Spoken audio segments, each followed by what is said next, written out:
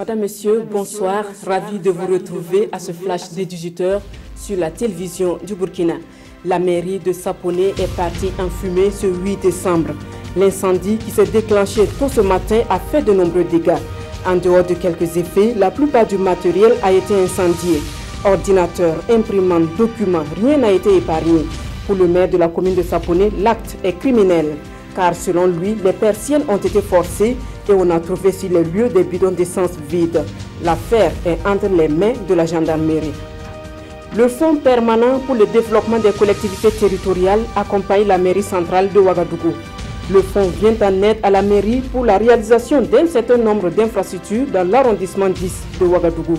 Le financement est évalué à plus de 435 millions de francs CFA et vise entre autres la construction de caniveaux, l'aménagement de voies de raccordement, la rectification du lit d'un cours d'eau et d'autres ouvrages connexes.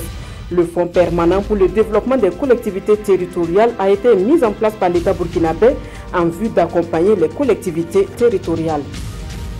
70 milliards de francs CFA, c'est le montant de la convention signée ce matin entre la Sofitex, la Société des fibres textiles et le pool bancaire national.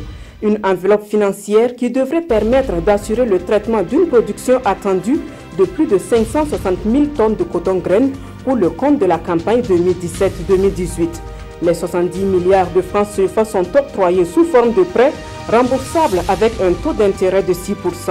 Le pôle bancaire national est un regroupement de 12 sociétés bancaires. La journée internationale pour la prévention des catastrophes a été célébrée hier en différé dans le Passoré. Lancée en 1989 sous l'égide des Nations Unies, cette journée est destinée à promouvoir une culture mondiale de prévention des sinistres à travers la planète. Une occasion pour interpeller les consciences sur la vulnérabilité des communautés exposées aux risques. C'est aussi le lieu d'inviter les États à prendre des dispositions pour faire face aux différents désastres et leurs conséquences sur les couches vulnérables. Hors de chez nous, la décision de Donald Trump de reconnaître Jérusalem comme capitale d'Israël fait de gorge chaude.